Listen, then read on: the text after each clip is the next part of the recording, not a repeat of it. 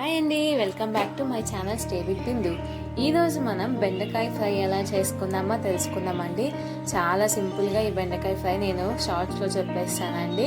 మనం ముందుగా కళాయి తీసుకొని దాంట్లో ఒక 2 స్పూన్స్ వరకు ఆయిల్ తీసుకొని మనం పోపు గింజలు వేసేసుకుందామండి.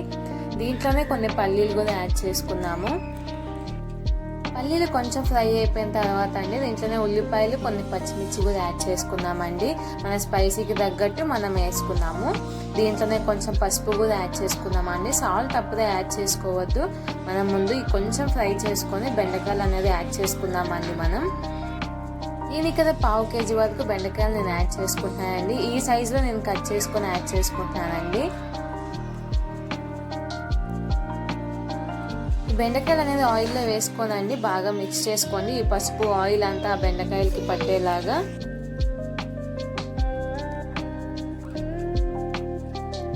ఈ బెండకాయలు అనేది వేసిన తర్వాత అండి మనం మూత అనేది పెట్టకూడదండి. మూత పెట్టకుండానే దీన్ని మనం ఈ విధంగా ఫ్రై చేసుకోవాలి.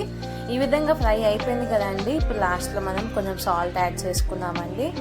సాల్ట్ యాడ్ చేసుకొని ఒక 2 minutes దాకా మనం ఇంతే వదిలేసి ఆయిల్లో మధ్యలో కొంచెం మొత్తం సపరేట్ చేసేసి దీంట్లోనే కొంచెం కారం 2 స్పూన్స్ ఎక్కువ వేసుకుంటున్నానండి. ఒక 1 టేబుల్ స్పూన్ దాకా నేను ధనియాల పౌడర్ కూడా నేను యాడ్ చేసుకుంటున్నాను.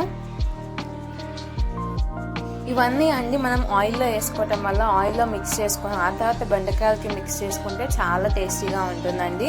దీంట్లోనే ఒక 2 టేబుల్ స్పూన్ దాకా నేను కొబ్బరి పొడి కూడా నేను వేసుకుంటున్నాను. ఎండు కొబ్బరి పొడి, ఇది మనకు బయట స్టోర్స్లో దొరుకుతుందండి. దీన్ని యాడ్ చేసుకోవటం వల్ల ఈ బెండకాయ ఫ్రైకి ఇంకా మంచి ఫ్లేవర్ అనేది వస్తుందండి. మీరు కూడా ఒకసారి ఈ విధంగా ట్రై చేసి ఎలా వచ్చినా కూడా కామెంట్స్లో నాకు చెప్పండి. ఈ విధంగా మొత్తం కారం, పసుపు ఇవన్నీ మనం ఆయిల్లో కలుపుకున్నాక ఆ తర్వాత బెండకాయలతో మనం మిక్స్ చేసుకుంటే చాలా టేస్టీగా ఉంటుందండి. మీకు స్పైసీనెస్ కూడా ఎక్కువ కావాలనుకుంటే ఇంకొంచెం కారమైన ఎక్కువ యాడ్ చేసుకోవచ్చండి. మొత్తం బెండకాయలన్నీ ఫ్రై అయిపోయినాయి. ఇప్పుడు మొత్తం మిక్స్ చేసుకుందామండి. చపాతీల్లోకి కానీ ఏమైనా టిఫిన్స్లో కానీ అన్నంలోకి కానీ చాలా టేస్టీగా ఉంటుందండి. మనం ఈ కొబ్బరి అనేది వేసిన తర్వాత అండి ఒక 2-3 minutes దాకా మనం ఫ్రై చేసుకుంటా ఉండి ఒక 5 minutes వదిలేస్తా అండి. మన బెండకాయ ఫ్రై రెడీ అయిపోయిందండి. చాలా టేస్టీగా ఉంటుంది. So thanks for watching. Please like, share and subscribe. Don't forget to subscribe. Have a nice day. Thank you. Bye bye.